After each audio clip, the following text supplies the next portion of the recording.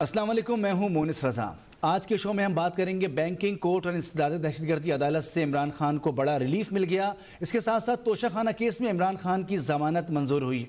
PTI कारकुनों का judicial complex पर धावा, पुलिस से हाथापाई और इससे जुड़ी दीगर खबरों पर बात करेंगे। हमारे साथ शरीक गुफ्तगू हैं सीनियर एंकर पर्सन सैफान खान हमारे साथ मौजूद हैं, मुस्लिम लीग नून के रहनुमा अली गौहर बलोच और पाकिस्तान तहरीक इंसाफ से आलिया हमजा साहिबा शरीक गुफ्तगू होंगी। सैफान, आज पूरे दिन जो कुछ होता रहा और कल हम ये बात कर रहे थे कि क्या फ़ैसला होगा, फ़ैसला महफूज कर लिया गया है इंतखाबात के हवाले से। इमरान खान साहब को आज ज़मानत जो थी उससे भी जो है उनको वो मुस्तरद कर दी गई उसकी अपील। आप समझते हैं कि आने वाला रोज़ सियासी सतह पर ख़ास तौर पर पाकिस्तान तहरीक इंसाफ के लिए कैसा नज़र आ रहा है आपको? देखिए, सब में बहुत ज़रूरी है कि कल का दिन तो एक तो अहमियत का हामिल है और हमारे लिए ज़्यादा इम्पोर्टेंट यही है कि मजमूई तौर पर तहरीक इंसाफ है वो भी यकीनी तौर पर मुल्क के लिए काम कर रही है, नून लीग है, सब अपने अपने अपने सिमत से इस वक्त मुल्क के मामलात को और मुल्क की चीज़ों को दुरुस्त करने की कोशिश करते हैं। लेकिन असल में क्या मुल्क में जो सियासी बहरान है ये कल के फैसले के बाद टल जाएगा, ये इसमें बेहतरी आएगी? ये एक तवक्को, एक जिसे कहा जाए कि अच्छी हमें रखनी चाहिए कल से। अगर फैसला आता है तो यकीनी तौर पर बहुत सी जमातों को जो पहले ही तहफ़्फ़ुज़ आते हैं इस बेंच को लेकर, इस फैसले को लेकर, वो कहते हैं जी मुतनाज़ा है। लेकिन जो कल फैसला आना है उसके बारे में 2 या 3 बातें अहम हैं। एक, वो हतमी होगा, उस पर कोई दूसरी राय नहीं। दूसरा ये जी कि वो जो बज़ाहिर लगता है, हम ये तो नहीं कह सकते कि अदालती प्रोसीडिंग्स आगे क्या फैसला होता है, लेकिन अमूमी तौर पर जो मुख्तलिफ लीगल फिटर्निटी है उनसे बात हुई है तो वो यही कहते हैं कि 90 रोज से मामलात आगे नहीं जाएंगे अगर तारीख का अनाउंसमेंट होती है। और अगर अच्छा ये होता कि अगर पॉलिटिकल कंसेंसस के साथ ये तमाम चीज़ें तय होती जो कि अनफॉर्चुनेटली नहीं हो सकी, लिहाजा ये मामला जो है आला अदलिया की तरफ गए, वहाँ पर इसका जो है तयन होगा कि इख्तियार किसका था तारीख देना, किसका नहीं था, 90 दिन में इंतखाबात होने हैं या नहीं होने। तो ये तमाम फैसले कल सूरत हाल सामने आ जाएगी और इससे यही मैं जिस तरह कह रहा हूँ कि तवक्कुआत ये हैं कि हम जो एक अनसर्टिनिटी के जो बादल हैं जो छाए हुए हैं इस पर, जिसने हमारी मईशत को, हमारी तमाम चीज़ों को इस वक्त अपने लपेट में ले लिया है, कम से कम वो बादल छट सकेंगे अगर इस कल के फैसले के बाद, मौजूदा अदलिया से फैसला आने के बाद। तो मैं ये तवक्को रख रहा हूँ कि शायद ये मामला आगे बढ़े। और दूसरी बात ये बड़ी अहम है कि इससे पहले कि हम इस प्रोग्राम में आगे बढ़ें तो आज क्योंकि ये तमाम चीज़ें जो ये जो दलदल है, जो एक सियासी एक हिजान की कैफियत है, इन तमाम चीज़ों का असर पाकिस्तान की मईशत पे भरपूर तरीके से पड़ रहा है। आज मूडीज ने रेटिंग जारी की है और उस रेटिंग के मुताबिक पाकिस्तान की रेटिंग उन्होंने मजीद गिरा दी है, CAA3 कर दी है। आउटलुक स्टेबल रखा है कि IMF का प्रोग्राम अगर हो जाए तो हालात बेहतर हो सकते हैं। लेकिन इसमें बताने की अहम बात यह है कि गुज़श्ता 30 साल के अरसे में, यानी आप उसमें वो अरसा भी शामिल कर लें जो 1998 में पाकिस्तान ने एटमी धमाके किए थे, मई 1998 या उस वाले अरसे में लगा लें, तो उस वक्त भी हमारी रेटिंग्स इतनी नीचे नहीं आई थी जितनी आज आ चुकी हैं। CAA3 पर हम आके खड़े हो चुके हैं और ये वो आप देख रहे हैं स्क्रीन पे 30 साल का जो चल भी रहा है ग्राफ। तो ये इस सूरत हाल में हम कभी नहीं थे जो आज हम हैं। हमें मूडीज कह रहा है कि हमारी गवर्नेंस बहुत वीक है, ये मूडीज के आज रिपोर्ट में लिखा हुआ है कि वीक इकोनॉमिक गवर्नेंस। तो ये बहुत से अहम अलार्मिंग साइंस हैं और इस वक्त हम सबको एक शायद बढ़कर हमें आगे इस कंसेंसस के साथ इस अनसर्टिनिटी को खत्म करके शायद आगे बढ़ने की जरूरत है। सही। इसी के साथ साथ हम मज़ीद बात कर लेते हैं। अली गौहर साहब हमारे साथ बलोच हैं। अली गौहर बलोच साहब, मुस्लिम लीग नून की हिकमत अमली जो है वो वाज़े तौर पर नज़र आ रही है। एक जानिब आप हुकूमत में भी हैं, PTM को लीड भी कर रहे हैं, वज़ीर आज़म आपके हैं। दूसरी जानिब मरीम नवाज़ साहिबा कारकुनान से खिताब भी कर रही हैं और इलेक्शन की तैयारी में भी हैं। तो क्या आपको लग रहा है कि जो मुद्दत पूरी करना चाह रहे हैं, लग रहा है कि तहरीक इंसाफ की बात मान ली जाएगी, बीच में इलेक्शन हो जाएंगे? बिस्मिल्लाहिर्रहमानिर्रहीम। देखिए, बुनियादी तौर पर जो कौमी असम्बली है उसकी तो मतलब है कि मुद्दत यकीनी तौर पर जो है वो पूरी होगी और उस हुकूमत को तो कोई मसला नहीं है और किसी ने उस हुकूमत को डिसॉल्व नहीं किया। अलबत्ता कोई कू हो जाए या कोई इस तरह की हो जाए, शब खून मारा जाए, तो वो एक अलग बात है, लेकिन आईनी और कानूनी तौर पर नहीं है।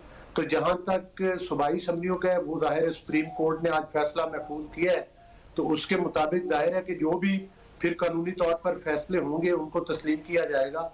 और साथ ही साथ ये है कि जो मतलब है कि रवायत है वोट चोरी करने वाली, जो आइन को तोड़ने वाली, जिस तरह से कि नेशनल असम्बली के ऊपर शब खून मारा गया था और आज तक उन लोगों को किसी कटहरे में नहीं लाया गया, जिन लोगों ने 2018 में पाकिस्तान के अवाम का मैंडेट चुराया था उनको किसी कटहरे में नहीं लाया गया, जिन्होंने 4 साल लूट मार की, जिन्होंने अपने घर की खवातीन के जरिए मुल्क को लूटा और मुल्क को जो है वो मुआशी तबाही की तरफ धकेला, उनको आज तक वो लाडलेपन का मतलब है उनका खत्म नहीं हो रहा। तो ये सारे जो है ना सवालिया निशान है, नजरिया जरूरत को दफन करना होगा पाकिस्तान को आगे बढ़ाने के लिए।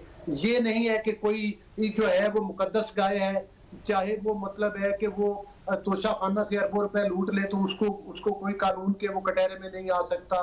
वो चाहे फरा गोगी साहिबा के जरिए, पिंकी पीरनी साहिबा के जरिए पाकिस्तान के खजानों को दोनों हाथों के साथ मिलते, तो लेकिन उनका कोई एहतसाब नहीं हो सकता। इन मुकद्दस गाय को कटहरे में लाना होगा। 2018 का इलेक्शन चोरी करने वालों को कटहरे में लाना होगा अगर हम पाकिस्तान के मसाइल का हल चाहते हैं।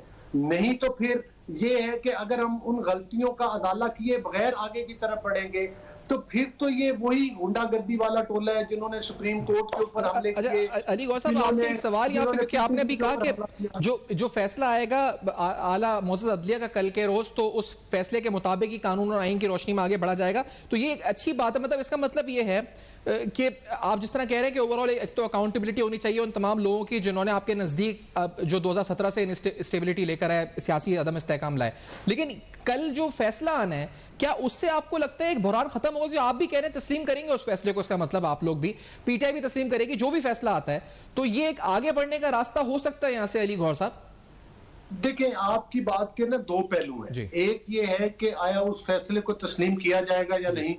दूसरी बात आपने ये की है कि मतलब है इससे ये बहरान खत्म हो जाएगा।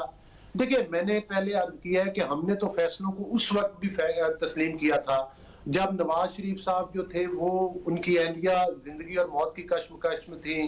मरियम नवाज साहिबा को मतलब है और उनको एक झूठे मुकदमे में सजा सुनाई गई। फिर उन जज साहब की वीडियोस भी वायरल हुई और वो टोपी ड्रामा पूरी पाकिस्तानी कौम ने देखा। फैसला हमने वो भी तस्लीम करने का मतलब ये होता है कि आप कानून और आइन के आगे अपने आप को सरेंडर करें। दूसरी बात यह है कि जिस तरह से परवेज इलाही साहब को एक मुतनादे अदालती फैसले के जरिए जो है इक़्तिदार में लाया गया और उन्होंने आते साथ ही फरा गोगी को NRO जारी किया, ये भी पाकिस्तानी कौम ने देखा। और वो लोग जिनके करप्शन के स्कैंडल सामने आए, जिन्होंने पाकिस्तान के तारीख के सबसे बड़े कर्जे लिए, जिन्होंने पाकिस्तान को मुआशी तबाही की तरफ धकेल दिया, अगर उनको कटहरे में लाए बगैर ये सब कुछ नजरिया जरूरत ही था कि चले कोई नहीं यार, निजाम का लाडला इसको तो ले आए, इसको भी चेक कर ले, अवाम के मैंडेट की धज्जियां उड़ाई गई। और मतलब ये कोई ढकी छुपी बात नहीं, आपने देखा नहीं है कि हर जिमनी इलेक्शन ये बुरी तरह से हारते थे और अवाम के हाथों नहीं, अली गौहर साहब, फिर मैं पूछता हूं ना, ये फिर थोड़ा सा इसको क्लैरिटी लेकर आते हैं। एक तरफ आप कह रहे हैं कि आप फैसला मानेंगे, यानी अगर फैसला जो भी होता है, अगर ये कहा जाता है कि 90 रोज में मिसाल के तौर पे इंतखाबात होने हैं, तो उसको 90 रोज के अंदर, तो फिर जो आप ये साफ बातें कर रहे हैं कि 2017 से सबका एहतसाब हो, ये 90 रोज में तो नहीं हो सकता कि तोशाखाना केस का फैसला भी हो 90 रोज के अंदर, फिर तमाम चीजों बनते के अंजाम पे पहुंचे, या फिर ये तमाम चीजें फास्ट ट्रैक पे पहुंचे? क्या आप चाह रहे हैं, इंतखाबात भी हो और एहतसाब भी हो, या इंतखाबात की तरफ बढ़ेंगे आप लोग ये सब भूल के आगे? देखिए, आपने बड़ी अच्छी बात की है और ये बड़ा रेलिवेंट क्वेश्चन है। देखिए, बात ये है कि 2018 के इलेक्शन हुए थे तो इलेक्शन कमीशन ने इमरान अहमद न्यादी को खत लिखता रहा कि भाई आपने लेजिस्लेशन की हुई है कि दोबारा मर्दमशुमारी होनी है और उसके बाद जो है वो नई हल्काबंदियां होनी है। इन्होंने उन खतों की धज्जियां उड़ा दी, कोई उनको जवाब न दिया, बल्कि इलेक्शन चोरी करने के लिए एक वो क्या था, वो इलेक्ट्रॉनिक मशीनों का जो है वो मतलब निजाम लाना चाह रहे थे। तो लिहाजा अगर इन तमाम लोगों को कटहरे में लाए, इसका मतलब ये है कि कोई अगर इलेक्शन चुरा ले तो कोई बात नहीं, उनको इक़्तिदार दे दें, वो 5 साल के लिए अवाम को लूटते रहें और करप्शन के नए नए स्कैंडल बनाते रहे और दूसरों को चोर चोर भी कहते रहे। और वो कहते हैं ना कि विचू विचू खाई जाओ ते उतू रोला पाई जाओ।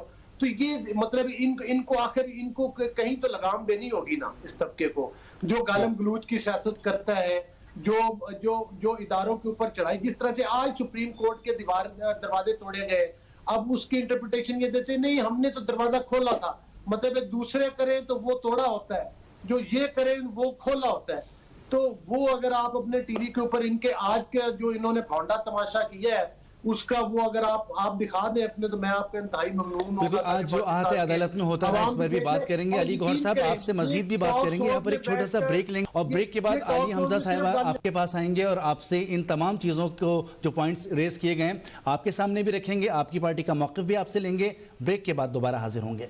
Welcome back. ब्रेक पे जाने से पहले हम बात कर रहे थे आज जो कुछ होता रहा आते अदालत में तहरीक इंसाफ के कारकुनान ने वहाँ पर तोड़ फोड़ की, उनके ऊपर मुबैना तौर पर ये बात रखी जा रही है कि वो कहते थे कि हम दरवाज़ा खोल रहे हैं, लेकिन दरवाज़ा टूट कैसे गया, तोड़ फोड़ कैसे हुई, पुलिस के साथ बदकलामी किसने की, ये सारी बातें हम सामने रखेंगे। हमारे पैनलिस्ट हमारे साथ मौजूद हैं। अली गौहर साहब मुस्लिम लीग नून से ताल्लुक़ है, आली हमजा साहिबा तहरीक इंसाफ से, और सीनियर एंकर पर्सन सैफान हमारे साथ मौजूद हैं। सैफान, जिस तरह से ब्रेक पर जाने से पहले अली गौहर साहब बता रहे थे कि जो कुछ आज आहत अदालत में होता रहा उसमें जो है पाकिस्तान तहरीक इंसाफ का मौक़िफ़ कुछ और है, लेकिन उनके ऊपर जो इल्ज़ामात लगाए जा रहे हैं वो कुछ और हैं। तो आप समझते हैं कि आज जो कुछ होता रहा, कल के जब फैसला सुनाया जाएगा तो क्या सूरत हाल इससे ज़्यादा ख़राब हो सकती है? देखिए, मुमकिन तौर पर जो भी लॉ एंड ऑर्डर की सिचुएशन है उम्मीद कर सकते हैं कि कंट्रोल में रहे, लेकिन अली गौहर साहब ने जो बात की है, मैं वो अली गौहर साहब की बात जो है आलिया साहिबा की तरफ लेके जा रहा हूँ। आलिया साहिबा, क्योंकि ये इंपॉर्टेंट मोनिस का सवाल भी, उसको भी इसमें जोड़ लें।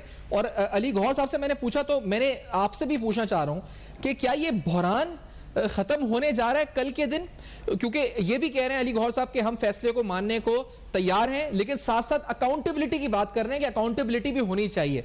तो ये दो बातें हैं, एक फैसला मानने को तैयार, दूसरा अकाउंटेबिलिटी की बात करें। आलिया साहब, योर टेक ऑन दिस, क्या कल बहरान खत्म होने जा रहा है पाकिस्तान में? जी, बिस्मिल्लाहिर्रहमानिर्रहीम। सबसे पहले तो मैं ये कहूँगी कि आप बहरान की बात करें, मुझे तो ये लग रहा है कि जो अदालत में अपने वकला के जरिए इलेक्शन कमीशन तारीख के फैसले का बोझ कभी इलेक्शन कमीशन पे, कभी और इलेक्शन कमीशन सूबाई गवर्नर्स पर और गवर्नर निगरान वजीर आला पर डालते रहे। हालांकि आर्टिकल 220 भी बहुत क्लियर था, आर्टिकल 105 भी बहुत क्लियर था। उस वक्त तक तो निगरान वजीर आला ओथ नहीं उठा सकता था जब तक गवर्नर जो है यहाँ पर तारीख ना देता। और ये कह रहे हैं, कल मैं आपको बता रही हूं, जो भी फैसला आएगा ना, इन्होंने तो पहले से अटैक करने शुरू कर दिए थे और पहले से ये बताना शुरू कर दिया था कि जजेस को किस तरह से ये लोग जो है ना बिल्कुल उनके अंदर तकसीम कर सकते हैं। मैं यहाँ पर ये कुछ बातें इनकी सुन रही थी, इन्होंने कहा जी गालम गलोच हम करते हैं, इन्होंने वर्ड्स यूज किया, I don't want to repeat that word, लगाम दे इन्हें। ये कौन सा वर्ड है? इसको गालम गलोच की कौन सी डिक्शनरी में मैं इसको चेक करूं? मैंने तो अभी कोई बात ही नहीं की है। आपने इनसे मूडीज का सवाल किया कि 75 साल की हिस्ट्री में आज तक मूडीज की रेटिंग 000 नेगेटिव में नहीं गई है। इन्होंने जवाब क्या दिया? इन्होंने जवाब दिया फराज साहिबा के ऊपर। आपने इनसे माशी सूरत हाल का सवाल पूछा, इन्होंने आपको जवाब क्या दिया? बीबी साहिबा के ऊपर। आपने फिर इनसे सवाल पूछा कि कल आप इस चीज के फैसले को मानेंगे, इन्होंने कहा इमरान खान लाडला है। मैं आज एक टर्म ये लोग यूज करते हैं ना, लेवल प्लेइंग फील्ड, मैं आज बताती हूँ लेवल प्लेइंग फील्ड कब होगी। लेवल प्लेइंग फील्ड तब होगी जब इमरान खान साहब 3 दफा वजीर आजम बनेंगे। लेवल प्लेइंग फील्ड तब होगी जब इमरान खान साहब इनकी तरह 7 बड़े आजमों के अंदर करप्शन के पैसे से जो है ना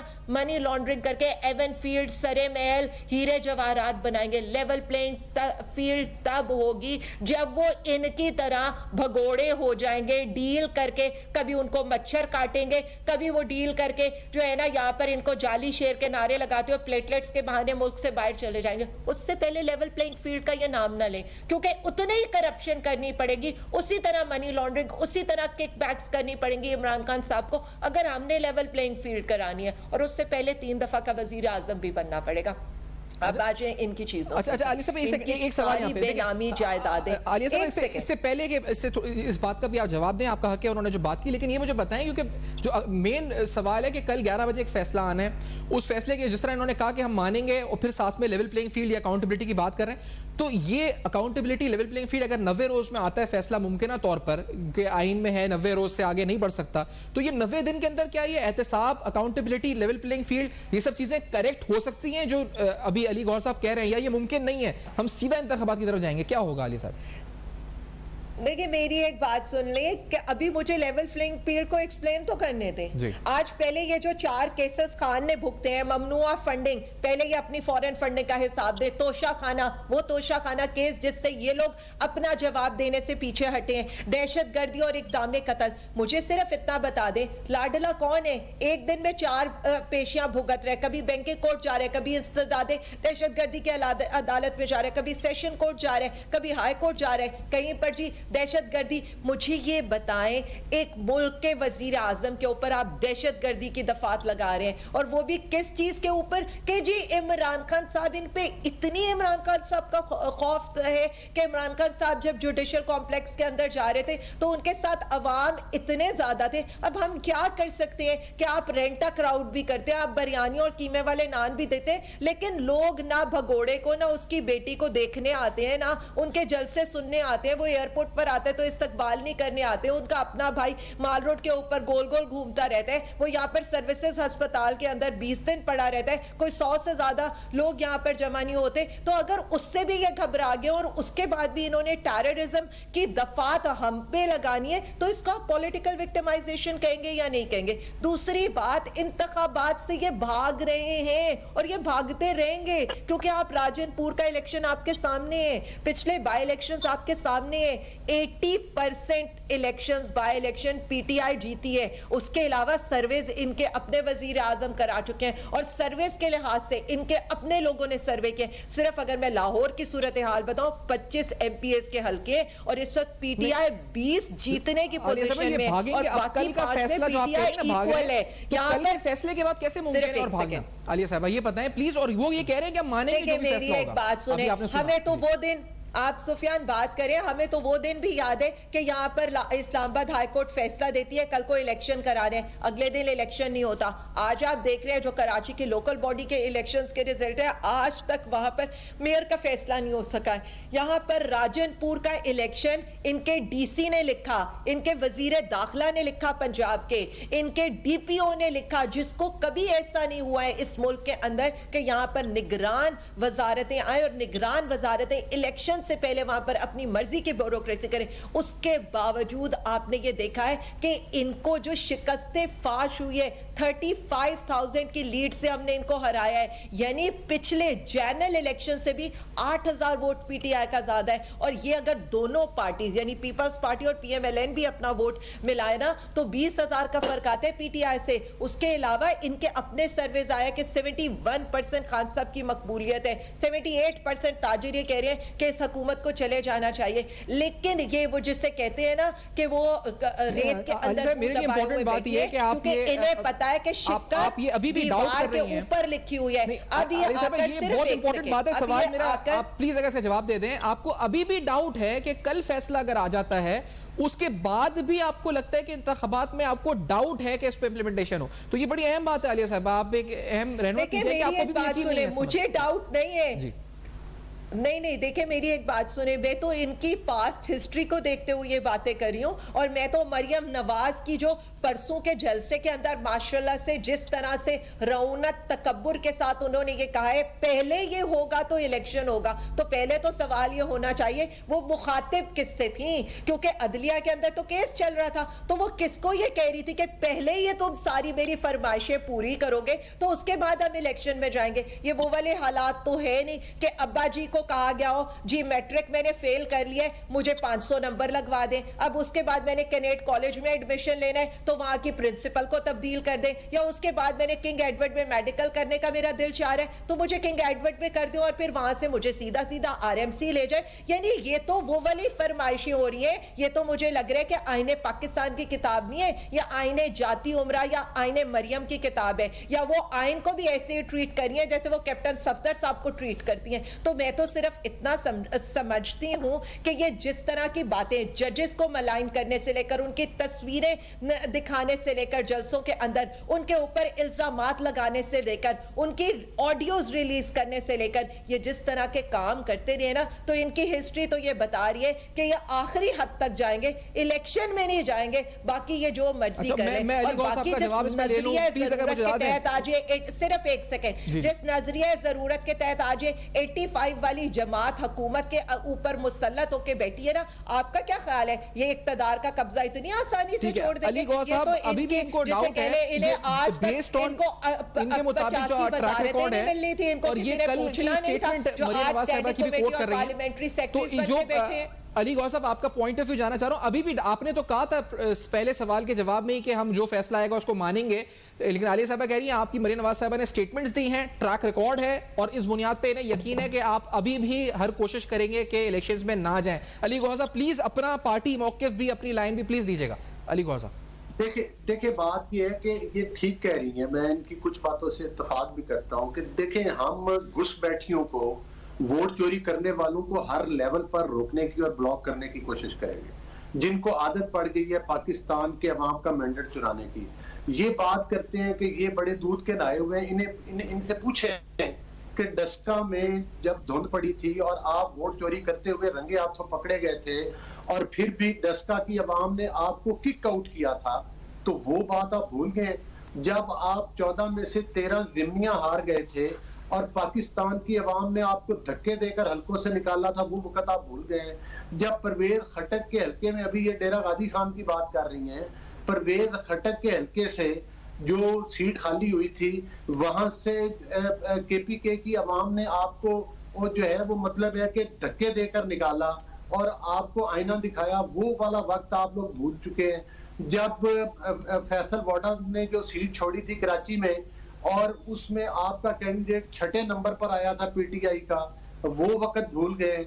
जब इमरान अहमद नियाजी साहब बकल्लम खुद अभी कुछ दिन पहले कराची से एक पीपल्स पार्टी के कैंडिडेट के हाथों आ रहे हैं, वो वक्त आप भूल चुके हैं। जब शाह महमूद कुरैशी की बेटी जो है वो मतलब है कि मुल्तान से इलेक्शन हारी है, वो वक्त आप भूल चुके हैं। हाँ, ये बात ठीक है कि जाहिर है कि चूंकि इनको पता है, इमरान अहमद नियाजी ने खुद कहा कि मैं तो इनके लिए माइंड बिछा के जा रहा हूं। ये अल्फाज मैंने तो नहीं कहना, ये तो न्याजी साहब ने कहा है ना। अली गौहर साहब, मैं बगैर दें, आपने अभी स्टार्ट में ही कहा कि हम हर मुमकिन कोशिश करेंगे और ये दुरुस्त कह रही है कि हम कोशिश करेंगे, तो अब क्या स्पेस क्या बचता है अली गौहर साहब? क्या आपकी पार्टी में लीगल आपकी जो आपका माइंड सेट है, क्या अब क्या स्पेस कहां है कि आप कुछ कर सकेंगे रोकने के लिए? अगर मुमकिन फैसला, अगर ऐसा फैसला आता है तो इस सूरत हाल में क्या होगा?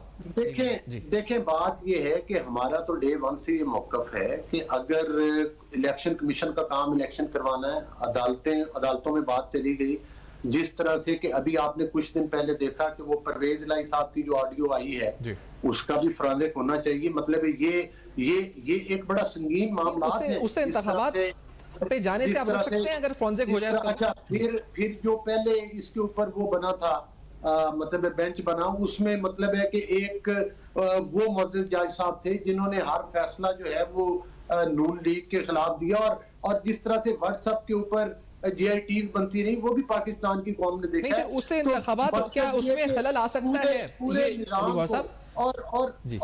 और एक तो बात इन्होंने बिल्कुल ठीक की है, ये कि इन्होंने कहा है कि लेवल प्लेइंग फील्ड तब होगा जब इमरान खान हीरे जवाहरात लूटेगा। तो वो तो इन्होंने हीरे जवाहरात तो तोशाखाना से लूट लिए, अरबों रुपए के हीरे कौड़ियों की कीमतें लगवा के जेली रसीदें दे के वो जो घड़ियां बेची थी, वो काम तो ये बड़ी देर का लेवल कर चुके हैं। इन्होंने तो पिछले 70 साल की कसर पाकिस्तान के तारीख के सबसे बड़े कर्जे लेकर, और वो कर्जे भी पिंकी पीरनी और फरा गोगी के जरिए लूट लिए। सरे बाजार पूरे पाकिस्तान ने ये तमाशा देखा है और पाकिस्तान को मुआशी तबाही किससे दो चार कर दिए।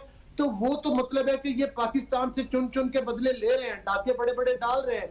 अलीमा खान की जेबों से जो चोरी का पैसा निकला, मैं आपसे ये पूछ रहा हूं सर कि आपके जो आप कह रहे हैं ना कि हम कोशिश भरपूर करेंगे, वो कैसे करेंगे? आप ये ऑडियो लीक्स का फॉरेंसिक करा के रोक लेंगे इंतखाबात को? तोशाखाना का फैसला अगर आ जाता है तो रुक सकेंगे इंतखाबात? यानी अगर फैसला आता है, आपने कहा ना हम हर कोशिश करेंगे, वो कोशिश क्या होगी, स्पेस क्या होगा उसमें? अली गौहर साहब जी देखिए, बात ये नहीं है कि हम कोई इलेक्शन को रोक के जो है मतलब ये कर, हम तो ये चाहते हैं कि तमाम स्टेक होल्डर्स जो है वो बैठ के इस बात का तयन करें कि इस घुसपैठिए को इख्तिदार में कौन लाया। अगर तो ये मेरिट पर आए थे तो फिर तो ठीक है, और अगर ये साबित हो गया, डस्का में भी ये चीज साबित हो गई, 2018 में आरटीएस सिस्टम बैठने से भी ये साबित हो गई। जिस वक्त 2018 के इलेक्शन हुए थे, पाकिस्तान की तमाम पॉलिटिकल पार्टीज ने इलेक्शन कमीशन के बाहर एहतजाज किया था, ठीक इलेक्शन के 5-6 दिन के बाद, कि ये पाकिस्तान की तारीख के तरीन इलेक्शंस हैं और ये आरटीएस सिस्टम की पैदावार थे ये लोग। फिर अली गौहर साहब, अब मामला पहले जैसे नहीं है। अली गौहर साहब, आप अब ये पाकिस्तान तहरीक इंसाफ इलेक्शन में जाने की बात कर रही है, आप और आपके इत्तेहादी इंतखाबात में ताखीर क्यों चाहते हैं? इलेक्शन में आ जाए। हम लोग कतई तौर पर ताखीर नहीं चाहते, लेकिन हमारा ये मुतालबा है कि इन लोगों को भी आइन और कानून के कटे। देखिए, आज एक बात की टर्म बोली जाती है कि जनाब आइन क्या कहता है। मुझे ये बताएं, जिस मुतनादे अदालती फैसले के जरिए परवेज इलाही को वजीर बनाया गया था, उसी बेंच के एक मुअज़्ज़िज़ जज ने कहा कि नया आइन लिखा जा रहा है। इसका मतलब यह है कि वो फैसले हुए अदालतों से जो पाकिस्तान के आइन के खिलाफ हैं। ये बात मैंने नहीं की, मैं एक जज की बात आपको कोट कर रहा हूं जो उस बेंच का हिस्सा था। नहीं, लेकिन मैं जो समझो, आप जो अली गौहर साहब कहना चाह रहे हैं कि हम कोई ऐसा कुछ ट्रुथ एंड रिकंसिलिएशन कमीशन बना दें या कुछ जिसमें पता चले कि गलतियां क्या हुई क्या ना हुई, जो मैं समझ पा रहा हूं जो आप कहना चाह रहे हैं। लेकिन आलिया साहब, साथ जो उनके सहूलतकार थे, जो उसके बेनिफिशरीज थे, उस सारे तो ये आपकी शर्त है कि इंतखाबात में जाने के लिए? ये अली गौहर साहब थोड़ा वाज़ेह भी करें, क्या ये आपकी शर्त है इलेक्शंस में जाने के लिए कि ये बने कमीशन? नहीं, हमारी कतई तौर पर शर्त नहीं है, लेकिन आज बात की जाती है ना कि पाकिस्तान के आइन और कानून के मुताबिक चलना चाहिए। पाकिस्तान में कोई बात भी, आज एस्टेब्लिशमेंट भी बात करती है कि जनाब मतलब है कि हमने मुदाखलत जो है वो खत्म कर दी है। तो ये जिन लोगों ने देखे ना, बाजवा साहब, अच्छा मैं कहता हूं, मेरे ख्याल से तो आलिया साहब आप एग्री करेंगे इस बात से। आलिया साहब, क्योंकि आप लोग भी एक खत लिख चुके हैं सदर पाकिस्तान को, इमरान खान साहब, जनरल बाजवा साहब के बारे में, रिटायर्ड जनरल बाजवा साहब के बारे में, कि उनके मामलात की तहकीकात होनी चाहिए। ये कह रहे हैं, ये जिस तरह कहना चाह रहे हैं आप भी शायद समझियो, ट्रूथ एंड रिकंसिलिएशन कमीशन की बात कर रहे हैं कि किसकी गलतियां थी सबको सामने आना चाहिए। आप लोग भी कहते हैं गलतियां हुई हैं, एस्टैब्लिशमेंट न्यूट्रल हो गई, ये सब कुछ हुआ। तो ये कोई कॉमन ग्राउंड हो सकता है, इस बुनियाद पर आगे बढ़े कि हाँ इलेक्शन से पहले कम से कम ये पता चले किसने कहां गलती करी? क्या आप एग्री करेंगे इससे आलिया साहब? देखिए, मेरी एक बात सुनिए, बहुत लंबी बातें करते हैं और खामखा में इधर से बात खींचते हैं उधर से खींचते हैं। मैं सिर्फ इनसे इतना पूछूंगी, इतना कुछ इन्होंने गिनवा दिया, हमने चोरियां चकारियां करप्शन किए हैं। जरा हुकूमत में आप बैठे हैं 10 माह में, तो आप हम पे कुछ नहीं निकाल सके। जो मुकदमे भी बनाए, किसी की तौहीन पे बनाए या दहशत गर्दी पे बनाए, कि जी इलेक्शन कमीशन के बाहर एहतजाज कर दिया। आज ये सिर्फ 1 सेकेंड देखें प्लीज, 1 मिनट अपनी बारी पे कर ले रिप्लाई, बात करने दें। या इस्लामाबाद हाईकोर्ट पे अवाम जो है वो इमरान खान के साथ, अपने मकबूल लीडर के साथ जो है वो पहुंच गई है, उनकी पेशी के ऊपर उनका साथ देने। इनके पास है क्या, हमारे अगेंस्ट है क्या? मुझे वो मेरे सवाल पर जबकि एक सेकंड जी, मैं सारों पर आऊंगी। ट्रुथ एंड रिकंसिलिएशन बड़ी होनी है, वो अगर मैं उस पर जाऊंगी ना, पहले इनकी बात का जवाब दे दूं और मैं लॉजिक के साथ जवाब दूंगी। इन्होंने कहा ना, मैं भी कहती हूँ आरटीएस चोरी हुआ था। आरटीएस चोरी होकर ख्वाजा आसिफ को, राना सनाउल्लाह को और इन जैसे लोगों को जिताया गया था। और इन्होंने सिर्फ ये वोट चोर नहीं है, ये हमारे एमएनए चोर भी हैं। हमारे एमएनए चोरी करके इन्होंने एमक्यूएम को दिखाए, इन्होंने बाप को दिखाए और आज हुकूमत के इक्तदार पे कब्जा करके बैठे हैं। और ये सिर्फ एमएनए चोर नहीं है, ये कालीन चोर भी हैं। 50 रुपए का कालीन लेकर गए हैं, 30 रुपए की टाई लेकर गए हैं, 100 रुपए का ब्रीफकेस लेकर गए हैं। गाड़ियां आज भी बीबी के घर में खड़ी हैं, मरियम बीबी के, और उन्हीं के ऊपर ये फूलों की पत्तियां फेंक रहे होते हैं। वो हीरे जवाहरात आज भी उनके घर में पड़े हुए हैं। सिर्फ 1 सेकेंड मेरी बात पूरी हो जाए। वो आज भी वहां पर पड़े हुए हैं। कहीं ना जवाब दें, क्योंकि ये तोशा खाना के केस से पीछे तब हटे हैं। इनको पता है जब इनकी रसीदें दिखाने के वक्त आएगा ना, तो ना रसीदें होंगी और इन पे जुर्म भी साबित होंगे, क्योंकि गाड़ियां वाइज चीजें जो आप तोशा खाना से लेकर नहीं जा सकते, बाकी चीज की तो ऑक्शन होनी है। और उसके बाद जो केसेस इनको लगते हैं ना हमारे पे, बनाए जो इन्होंने करना है, क्योंकि इनके दिन तो गिने जा चुके हैं। फिर मेरे भाई आकर मुझे परवेज खटक की स्टोरी सुना रहे थे। केपीके में 5 सीटें जीती थी इन्होंने बल्दियाती इंतखाबात में, 5 सीटें काउंसलर लेवल की, और सिंध के बल्दियाती इंतखाबात में 1 सीट थी इनकी माशाल्लाह से।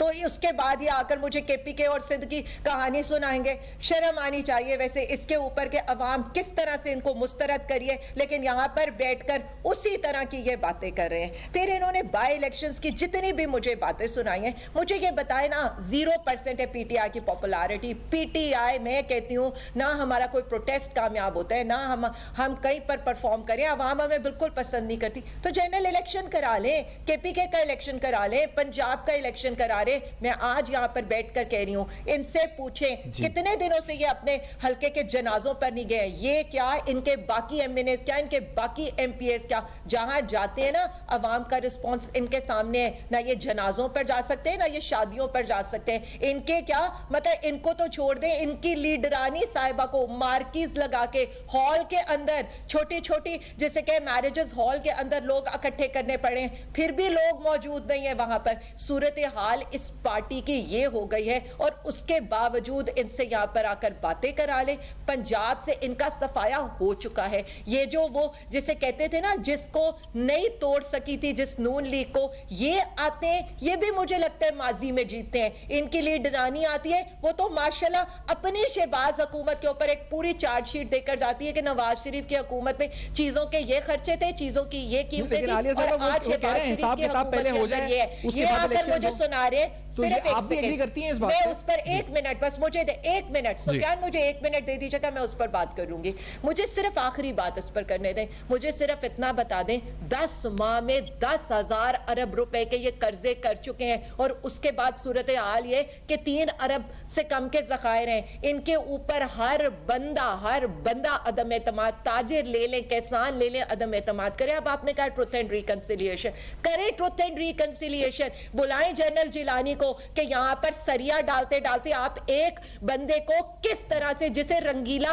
अदाकारी नहीं सिखा सका, आपने उसको पंजाब का जो है वजीर खजाना बना दिया। बुलाएं जनरल जिया की बाकियात को भी और पूछे उनसे भी कि किस तरह से आपने यहां पर वो जिसे के वेटर की टोपी पहनाते पहनाते उन्हें वजीर आला पंजाब बना दिया। और उसके बाद पूछे आईजीआई वालों को जिन्होंने पैसे देकर और उसामा बिन लादेन से पैसे लेकर इनको यहां पर वजीर आजम पाकिस्तान मुसल्लत कर दिया और बेनजीर की हुकूमत गिराई। और बाद में मुशर्रफ की बाकियात से भी पूछे कि क्यों NRO 2 दिया था इन लोगों को, और बाद में यहां लाकर इन लोगों को मुसल्लत किया था। और वो कौन लोग थे जो गेट नंबर 4 पर इन लोगों को कभी बुर्का पहन के और कभी किस तरह से इन लोगों से मिलते थे, और दोबारा 2013 में इनको 2/3 की मेजॉरिटी से लेकर आए थे।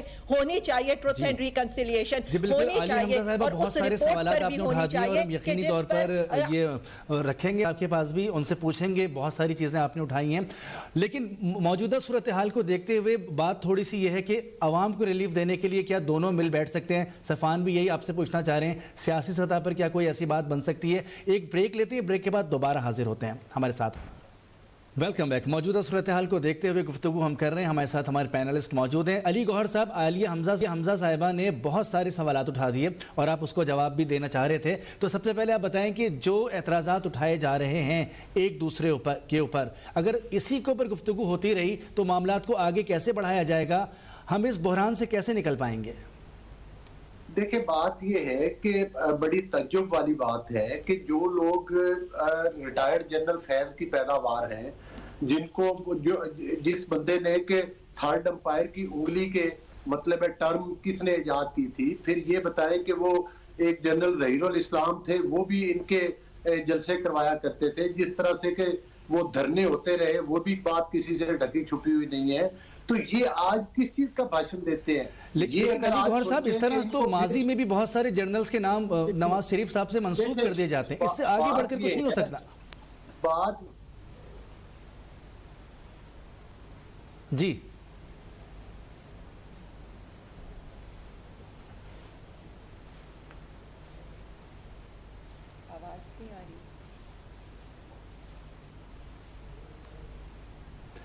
गालिबन हमारा राब्ता इस वक्त नहीं हो पा रहा अली गौहर साहब से, उनकी आवाज़ नहीं आ रही। जी आलिया हमजा साहिबा, बात ये हो रही है कि माजी में लोग जो है इदारों की तरफ इशारा करते रहे, अब मौजूदा आपकी तरफ इदारों की तरफ इशारा किया जा रहा है। इससे आगे बढ़कर हम कब बात करेंगे? लोगों के चूल्हे ठंडे हो चुके हैं, लोग ये देख रहे हैं कि हमारे सियासतदान कब हमारे बारे में भी कोई फैसला करेंगे। देखिए मेरी एक बात सुने, हम तो अवाम के लिए निकले हुए हैं। आप ये देख लें कि हमारी जितनी तहरीकें हैं, हमारी जितनी जिद्दोजहद है, वो तो अवाम के लिए है। हमको इस तरह से तो नहीं है कि हम इक़्तिदार में बैठे हुए और हमको इल्ज़ामात की सियासत कर रहे हैं। अपोजिशन का बयानिया होता है, हुकूमत की कारकर्दगी होती है। हुकूमत इल्ज़ामात लगाती हो अच्छी नहीं लगती, क्योंकि आप हुकूमत के अंदर होते हैं, आप मुकदमात बनाते हैं, आप पकड़ते हैं। अगर हमने कोई गलती की है तो आप मुझे ये बता दें 10 माह में ये क्यों नहीं कुछ निकाल सके हैं। आज भी जो हमारे लीडर जो जेल भरो तहरीक के अंदर है, वो अवाम की खातिर ही जेलों में गए ना। उनके ऊपर कोई करप्शन के केसेस तो थे नहीं। और जिस तरह की पॉलिटिकल विक्टिमाइजेशन ये हमारे साथ कर रहे हैं, ये तो worst kind of political victimisation है। यानी आप ये देखें कि मैं बार बार क्यों इस पॉइंट को हाईलाइट करना चाहती हूँ।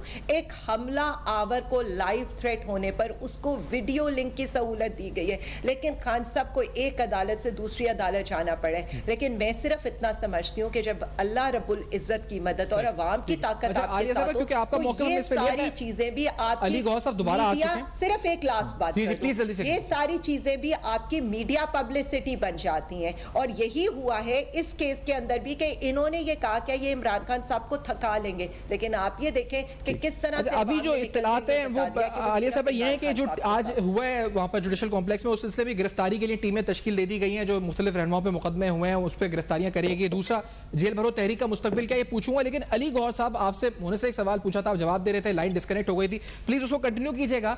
और ये थोड़ा सा प्रैक्टिकली अगर हम आप दोनों से और अली गौहर साहब स्पेसिफिकली पहले आपसे, कि हम आगे का रास्ता क्या कर सकते हैं इख्तियार। आप जो बात कह रहे हैं कि एहतसाब होना चाहिए, दुरुस्त है आपका मुतालबा, लेकिन सर वो 90 दिन में तो नहीं हो सकता। क्या आप ये कहते हैं कि इलेक्शन से पहले एहतसाब हो या इलेक्शन के बाद में एहतसाब हो, पहले एहतसाब हो फिर इलेक्शन हो? आपका स्पेसिफिक मुतालबा क्या है अली गौहर साहब, प्लीज? देखिए, पहली बात तो ये है कि जिस तरह से कि ये भी कह रही थी कि जनाब हमारे ऊपर साबित किया हुआ, आपके ऊपर तोशाखाना साबित हो चुका है। और आप अदालतों के पीछे छुपकर और स्टे ऑर्डर के पीछे छुपकर जो है, मतलब है कि वो हीले बांधने, पहले आप लोग इस्लामाबाद हाई कोर्ट गए, उधर से भाग के रिलीफ लेने के लिए, फिर आप लाहौर हाई कोर्ट की तरफ भागे। हम आपका पीछा नहीं छोड़ रहे, हम लाहौर हाई कोर्ट भी पहुंच चुके हैं आपके पीछे। दूसरी बात ये है कि ये कहते हैं कि हम पर साबित क्यों, फॉरेन फंडिंग केस क्या है, वो इन्हीं के, वो कहते हैं घर का भेदी लंका ढाए। अकबर एस बाबर साहब ने इतने साल वो केस कंडक्ट किया, उसके बाद इलेक्शन कमीशन ने आपका कच्चा चट्टा खोल के सामने कर दिया। जिस तरह से इमरान अहमद नियाजी साहब ने जो है वो 14 वो मतलब अकाउंट्स जो थे, जो कि मतलब है कि उनके साइनों के साथ खुले थे और जिसमें इनके चपड़ासियों के अकाउंट्स में पैसे गए थे, वो सारी चीजें साबित हो चुकी है। अब जाहिर है उनके ऊपर फैसला तो किसी अदालत ने करना है ना, केस तो मंतकी अंजाम तक पहुंच चुका है, अब तो उसको सजा देनी है। और एक बंदा जो मतलब है कि इतने महीने से अपनी टांग के ऊपर नकली प्लस्तर चढ़ाकर, मतलब है कि वो बैठा हुआ है, इतने दिनों में तो घरों के प्लस्तर उतर जाते हैं। वो जब भी कोई मीडिया की टीम आती है तो वो टांग आगे रख लेते हैं, वो क्रिकेट वाला पैड पहनकर। तो मकसद है कि ये तमाम चीजें एक शर्मनाक हैं। और लेकिन शर्म तो उसको आती है जिसके अंदर कोई शर्म हया का एलिमेंट हो, जब उसमें हो भी ना। और दूसरा, ये हल्के की भी बात कर रही थी, ये खातून कभी खुद काउंसलर का इलेक्शन भी नहीं लड़ी। मैं अल्हम्दुलिल्लाह एक हल्के से इलेक्शन जीत कर आया हूं, मैं आवाम का नुमाइंदा हूं और हर वक्त अपने हल्के की आवाम के दरमियान में बैठा होता हूं। ये तशरीफ ले आए और मेरे साथ चला करें, इनको पता चल जाए कि मैं हल्के में कहां कहां जाता हूं और रोज में कहां कहां आता हूं। और अगली बार इनको चाहिए कि ये खुद भी किसी काउंसलर वगैरह का इलेक्शन लड़ ले। स्पेशल सीट के ऊपर बैठकर इलेक्टेड लोगों के साथ बातें करना वो इनको जेब नहीं देता। दूसरी बात ये है कि मॉरिशस सियासत पर ये बात करने वाले इनसे पूछे कि परवेज खटक के एक एक घर के बच्चे को इन्होंने टिकट दिया, वो शाह महमूद कुरैशी के घर में अब कोई बंदा नहीं बचा और कोई औरत नहीं बची जिसको इन्होंने टिकट दिया। ये किस मुंह के साथ मॉरिशस सियासत की बातें करती हैं? ये कहती है हमारे एमएनए चुरा लिए। आपने 2018 के इलेक्शन में नैब न्यादी गठजोड़ के जरिए मुस्लिम लीग नून के और पीपल्स पार्टी के लोगों को, इलेक्टेबल को पीटीआई की टिकटें दिलवाई। राजा रियाद किधर से आए? पीपल्स पार्टी के साथ आए। बाकी लोग किधर से आए? कोई नून लीग के साथ आपके साथ गए। ये साई साहबान की बात करते हैं, ये भी नून लीग में थे, मतलब है कि साई साहब भी थे, उनके सारा खानदान नून थे।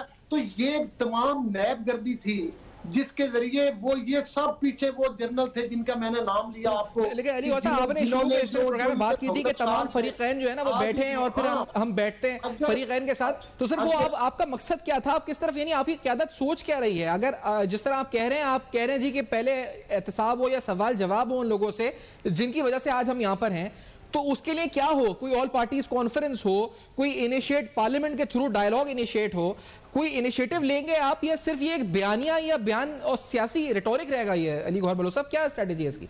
नहीं जी देखें, बात ये है कि जिस तरह से मैंने पहले बात कर रहा था तो उस वक्त बात कट गई। देखें, इमरान नियाज़ी साहब खुद कह कर गए कि मैं इनके लिए माइंस बिछा के जा रहा हूँ, ये बात मैंने नहीं की, ये कोई आपने बात नहीं की, ये कोई आलिया हमजा ने बात नहीं की, ये इमरान अहमद नियाज़ी ने बात की।